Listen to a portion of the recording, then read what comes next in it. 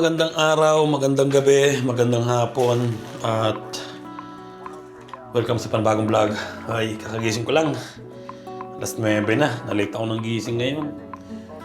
Nalasing ako dun sa bahay ng kapatid ko kagabi. So, sakit matulog naman, diba? Makabawi naman ng tulog. At may part-time kami ni Mrs. ngayon. Pero kain muna kami ng umagahan. Favorite kong sabon. Ang the pink. Grabe yung nainom naming red wine. Ang dami. Kasi may dala akong dalawa. Tapos yung utol ko, bumili yata ng dalawa. Tapos yung kaibigan namin isa, may dala ring red wine. Puro red wine lang yung ininom namin. Kaya medyo masakit ang ulo ko ngayong araw. Ngayong umaga. Kain muna ako ng lugaw. Pinadalan ako ng kapatid ko. Saktong-sakto, di ba?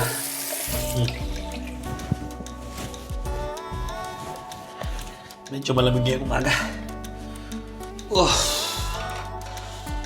Yan. Sinamisis nag-uumagahan na Ay, malamig. Lagay lang ako ng jacket.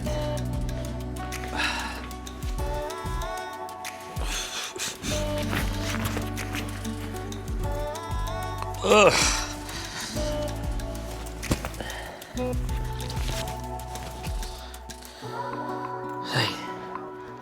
Oras kami magtatrabaho nito, mga 11 siguro. Ayan, okay na. Morning. Morning. Morning. Ayun, ang lugaw ko. Nadala ni Utol. At nagpaluto rin ako kay Mrs. ng itlog para masarap, di ba? Masarap na itlog Kaya na pa ito nakuluchi? Itlog? Siguro mga 7 minutes lang yun. Okay na. Yun, umagahan po tayo. Hindi ka pwede ng lugaw. Ha? Yan Nagluto pa kasi ako ng itlog, kaya nalate akong mag-umagahan siya ng Mrs. Tapos na. Si Bunso tapos na. So, ako ngayon pa lang, di ba? Karga muna tayo, charge muna tayo ng power bago magtrabaho. Part-time ni Mrs. Go.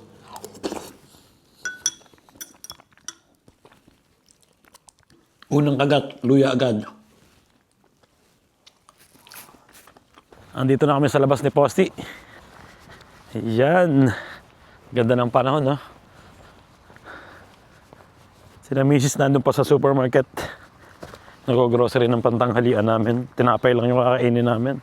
Bumili lang siya ng palaman. Tapos sitingmon din namin yung bigay sa aming oil. Olive oil. Masarap. Ikot lang kami na isa dito ni Posti.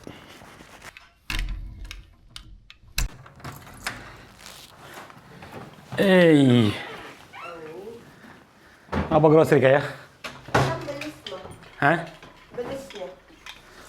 Nakapunta lang namin sa inyo Ito main na Umikot kami doon sa may Agora. Lalagyan ko muna ng tape si Basti. Masakit daw yung muscle niya. So ito. Yung dalawa na to. Alzate. Appoggiamo di qui. Così? No, per dietro. Così. Sì. Di qui pa male? Sì. May ballpen ka dyan?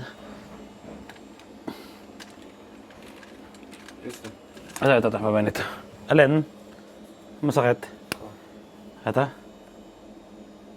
Nila? Sì. Lascia la fine domani. E domani dopo la doccia la rimettiamo. Ok. Ay! Ayun, okay na. Sakit daw yung muscle niya. Siguro sa pagpapractice ng basketball, no? Ayun, ready na rin si Mrs. at mag-ano na kami. Part-time sa parlor. Napag-grocery na rin siya ng mga kainin namin. Tinapay. Ito yung binili namin kahapon. Dami. Chi, tara! Ayun! Inabot na naman kami ng train. Ay, nako. Aray ko. Ang cellphone ko, nalimutan ko. Balikan natin. Huwag na. Mag-iintay na naman ang daan ng train. Ayun, may share pala ako sa inyo. Bukas pala dito yung Decreto Plus yata ang tawag doon. O yung direct hire sa English. At ayun, may share lang ako sa inyo na pwede kayong pumunta dito. Basta kakausapin nyo yung mga kamag-anak nyo dito, kapitbahay nyo dito na sa Italy. At yun, hanapan kayo ng magda-direct hire na galing dito, amo o Pilipino. So ayun, share ko lang sa inyo. Hanggang kailan ba yung bukas? 2028. Hanggang 2028, ang tagal no? At ayun, kung nandito naman kayo at may gusto kayong kuhanin na kamag-anak nyo, ang tawag doon, kapitbahay nyo o kung sino man, kaaway nyo, kuhanin nyo, pwede nyo kuhanin. Hahanapan nyo lang sila ng parang boss na magkano ba yung limit ng sweldo doon para makapag ano ka? 22,000. Direct hire. 22,000 yearly? Oo. Ayun yung kailangan. Kailangan sumasweldo ka ng 22,000 euros isang taon para makapag-direct hire ka, no? Makapagpunta ka dito ng mga kamag-anak mo. So, ayun nga, naalala ko lang kasi matagal na naman itong bukas eh, no? Isang taon. Mag-isang taon na, no? Dahil, ayun nga, may nagtanong kasi sa akin kung paano daw makapunta dito. So, yun lang. Ayun, nakaalis na ang train. So, yung sinasabi ko palang, pwedeng mag-direct hire dito sa Italy. Pwedeng Pilipino, basta kumikita ng ganun. Pwedeng Italiano. O anong lahi. Ibang lahi pwede rin. Pwedeng mga... Hindi lang nakapag-Pilipino yun eh. Kukuhanin sa Pilipinas, pwede na. Ayun, kung may kakilala kayong mga Pilipino na malalaki ang sweldo, pwede nyo kausapin yun. Magpa-direct hire kayo. Pero hindi ko alam kung magkano ang bayad nun. Yun lang.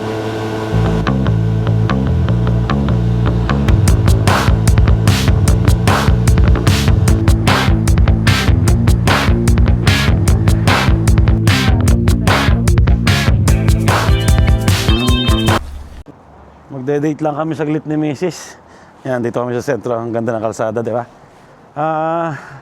Titignan namin yung bread cell kung may tinda. Merienda habang nagtatrabaho, di ba? Oh, chiyo, mga sarado ng mga shop na.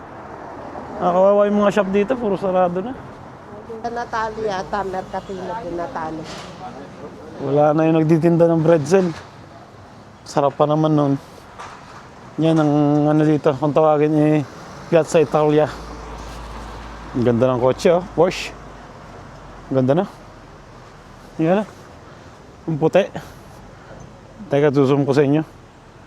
Ayan, oh. Ang ganda. At no choice. Trabaho na talaga. Yan, nandito na kami. Trabaho namin. Bumili kami ng mami merienda. Ang ganda, oh. Mga Balenciaga, oh. Magkano yung sapatos? 890.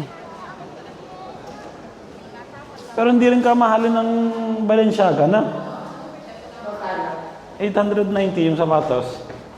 Yung mga Gucci, yung mahal na.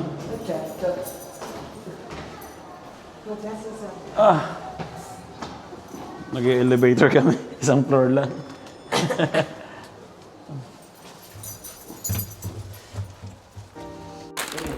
Merienda muna kami ni Mrs. Mahal na 3 euro siguro to, 5 yung ana. Grabe naman na. Hindi ba maangas? Ayan ah. Di ba pwedeng init dyan? Hindi naman tusok ni. Basta, kumpart ka din. calzone ang tawag dito. With sausage sa loob. Wow. Ano naman sukli? Ano? O kahit hindi patate. Init na kayo. Ba? Sarap. Asan sa sitya?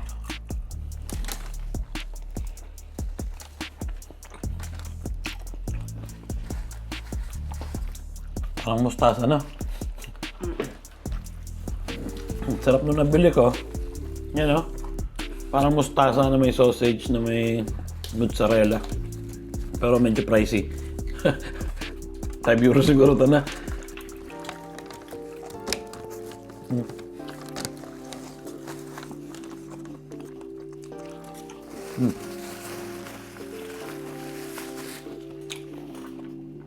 Tapos na kami magmerienda. Bakit hindi naga ng Bluetooth ko? Trabaho na. Lakad-lakad muna kami dito sa negosyo.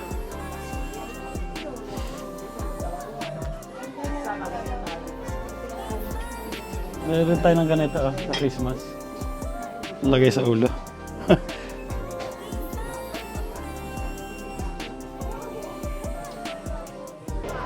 Christmas na. Mga stand pang Euro chocolate. Nagkakain na ng mga tao. Kami ni Mrs. magbabiyahe pa bago makakain ng tanghalian. Ay, ayun, tapos na kami magtrabaho. Anong title ng kinakanta mo? Shallow. Shallow. At para iba ang ata ang lyrics. Binago na. Alam ba yun? Cover. Ay, let's go! Nakauwi na, makapagpahinga na. Ay. Haba na naman na itutulog mo. Matutulog ba tayo? Ikaw naman lagi natutulog eh. Masarap kasi matulog pagkakain eh. Netflix kami ngayon. Kala ko ba maglalakad tayo, sabi mo kahapon. Naglalakad tayo hanggang Babiki. Sarado naman ngayon. Sarado ba?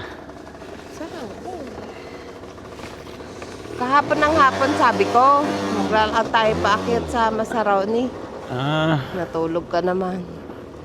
Naantok eh, hindi mo ako ginising. Ikaw nga, hanggang alas 6 natulog eh. Oo, 30 minutes lang ako natulog. 30 minutes. Alas 4 na ako natulog.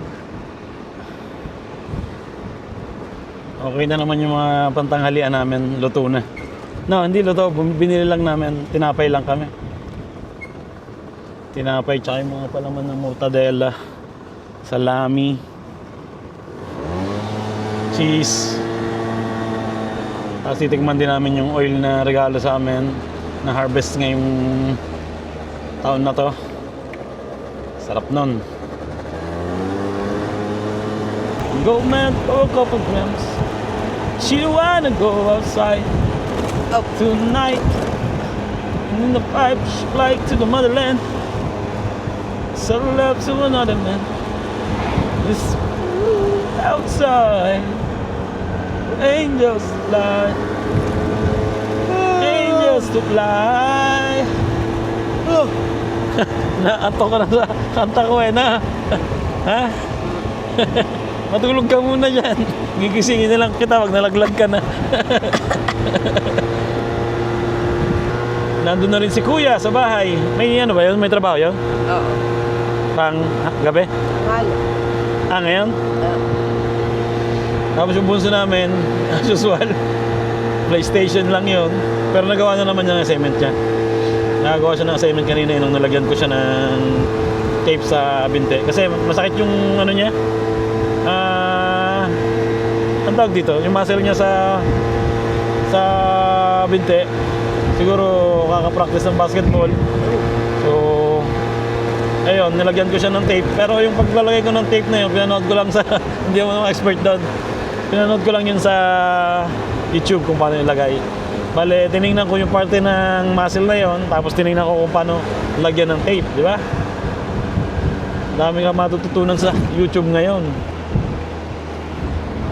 Ito yung pagluluto eh. Hindi ka marunong magluto, manood ka ng YouTube. Di ba? YouTube Academy. Hindi ka marunong tumugtog ng gitara? Manood ka ng YouTube. Academy nga. Usong-uso yun eh. Hindi ka marunong manligaw? Manood ka ng YouTube.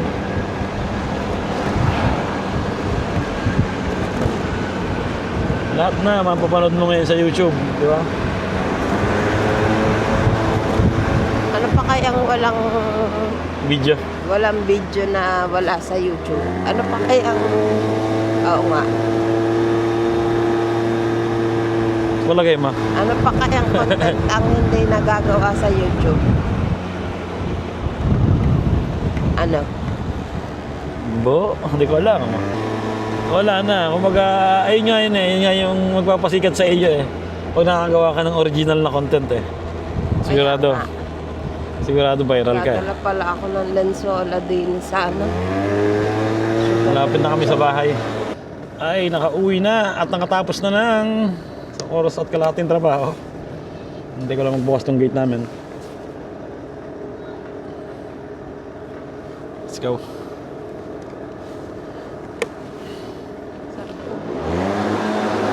Ano na? Sarap sa mukha ng lamig. Ayun, kain na kami. Nalagyan na ni Mrs. siya ng bawang. Tapos oil, olive oil, di ba? Fresh na fresh ang olive oil na yan. Ayan ang olive na, ayan ang oil na kahit damihan yung kain, walang masyadong cholesterol, di ba? Ano? May asin na, no? Tapos lagyan nyo ng asin.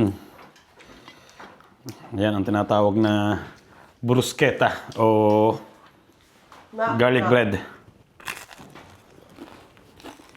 Wow. Bala? Hindi masyadong matapang, no? Tapos meron din kami dito ng mga pampalaman. Ito yung tinatawag na capocolo.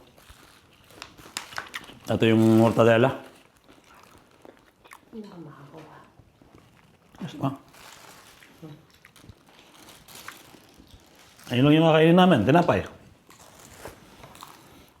Ano naman, diet ng konti, di ba? Gawa naman ako ngayon ng tinapay. Ayan, lalagyan ko ng cheese, smoke. Siyempre ito. May formaggio questa? Yan, oh. Wow! Kay Mrs. ito. Philadelphia tsaka mortadella.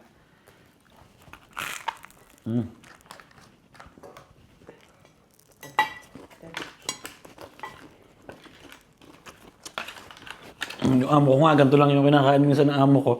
Yung matanda, yung Lucho.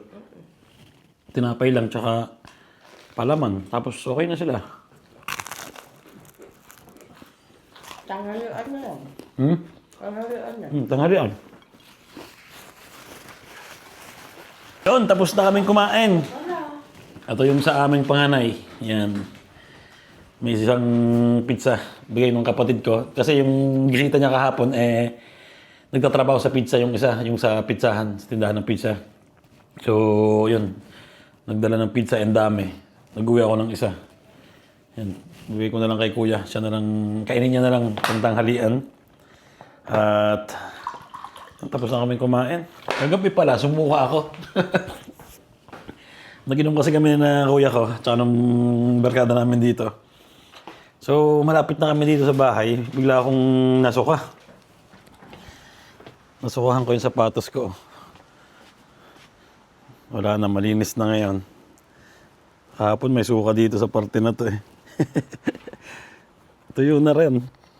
Medyo basa pa. Ay. Mainit ngayon. Ganda ng panahon. Pahinga muna, di ba?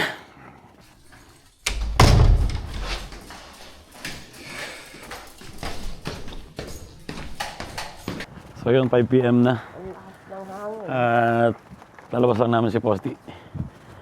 Tapos mamaya luto. Ang dilim na. 5 PM pa lang yan. Kakalungkot na. Malakas na rin ang hangin. Baka may ano na rin dito, bagyo ah. Sa Pilipinas po, ingat po kayo dyan sa bagyo. Ay, dito tayo.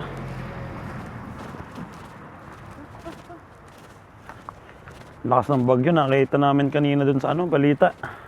Dun sa live. Grabe. Ingat po tayong lahat dyan. Ay, nakakaawa na naman ang Pilipino, di ba? Binagyo na, kinurakot pa ang pera. Aha. Lamig. Yung panganay namin, lumabas na rin. Magbibideo daw siya. Meron siyang, music video. Siguro. Ganun lang, di ba? Tulad nung sinabi ko dati, mga natutunan nyo, share nyo sa anak niya. Tignan nyo, dati ako nagbibideo. Nagbibideo pa rin naman ako ng vlog. Pero, yung panganay namin ngayon, nagbibideo na siya ng mga music video, gumagawa na siya, di ba? Siyempre, tutulungan nyo rin yan. Katulad ng ginawa namin. Kailan ko ba niregalo yung camera na yun?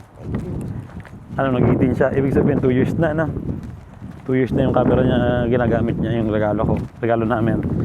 So, nakikita siya doon. Lamig. Ikot lang kami ng isa dito. Tapos luto. Mga maluluto mo? Tinola. Saktong-sakto sa panahon. Lamig ngayon. Hangin. Wala, dire-diretso na talaga to. Papunta na to sa... Dito naman. Sa winter. Diyan yung magpupupo. Para hindi mo na kukuhain. Dito ko siya palagi dinadala kasi marami ditong mga damo. Saka dahon na tuyo. Makatapak tayo ng kain. Doon naman siya lagi pumupupo sa mga gilid-gilid. Hindi naman sa gitna. Ang magandaan sa aso na to nagtatago siya pag napupo Nakaamoy na. Ay, kain na. Ayan nagluto si Miss ng tinola na may spinach. Nilagyan niya ng spinach. Pero ang gusto kong ulam ngayon ay ito pa rin. Pangalawang araw na ulam. Lahat na yan? Sinaing na tulingan. Meron pa rin. Konti. So, Init na. meron tayong kanin dito. Meron tayo ng TV. Panoorin natin ang Bagyo. Bagyong Uwan. Siya na. Let's go. Kain na. Thank you, Lord. Mamaya, prepare na ng mga gamit sa trabaho. Uniform.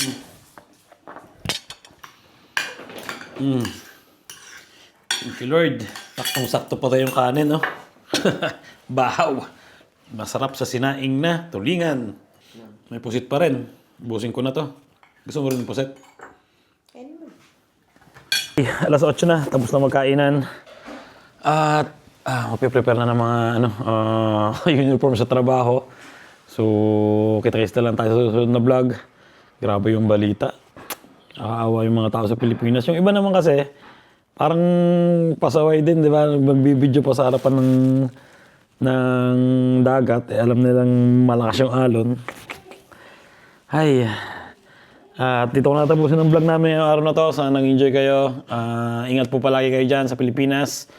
At ayun, kita-kits po tayo sa susunod na vlog. God bless sa inyo lahat. Ciao. Ingat po.